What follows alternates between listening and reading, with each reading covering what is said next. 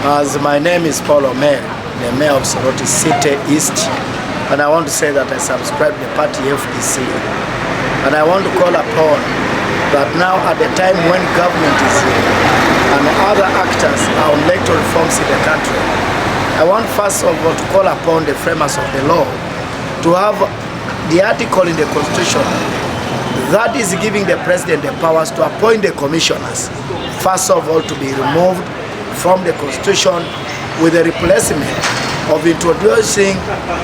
members of the commission should be actually vetted publicly. And they must be, after vetting publicly, there must be a commission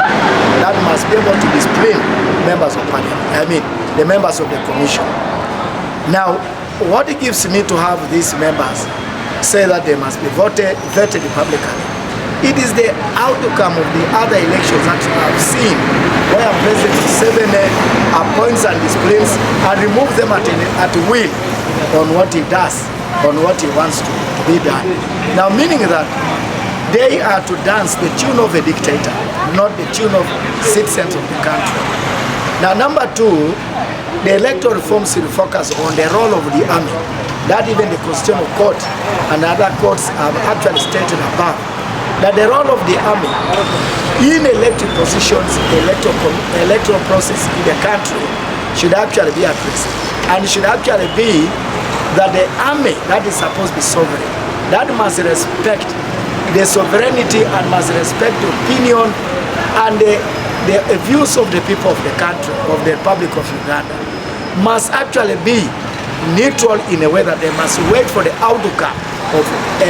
a president who has come in, or any member of parliament that has come in, or even the local governments. The recent elections in Soroti, the recent elections in the country, where I was personally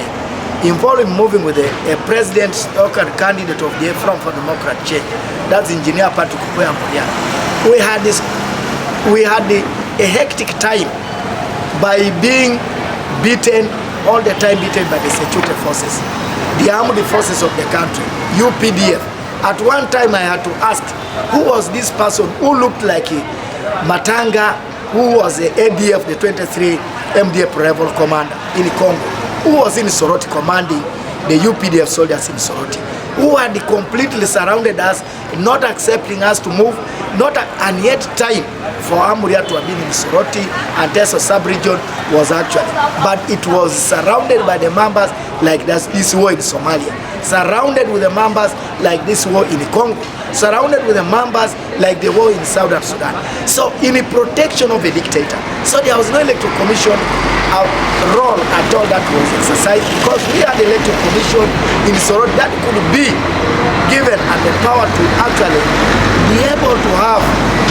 to check the authority or the excess of the military and the police that were deployed here in Soroti. But we looked orphans in the country. Actually, when a candidate is nominated, it's a property of the electoral commission. But the electoral commission left us to the wrongdoings of the police and the army. That is why I call upon that the police who are supposed to be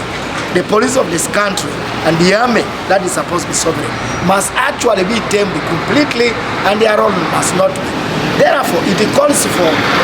the removal of an article in the Constitution that gives electoral commission powers to call the police, the army, that the police are fake. Yet the police have the duty to man the elections of the country in a civilized manner, not in a brutal way on how we are being beaten. The elections in Soroti City, we were arrested the first time in the country, the first time since I was born, that I was arrested by a man who was putting on military attire, commanded by the police and the UPDF, taken to the Kolo, yet I was actually a person accredited to oversee the elections in Soroti. So that's what calls upon the reforms actually in that area.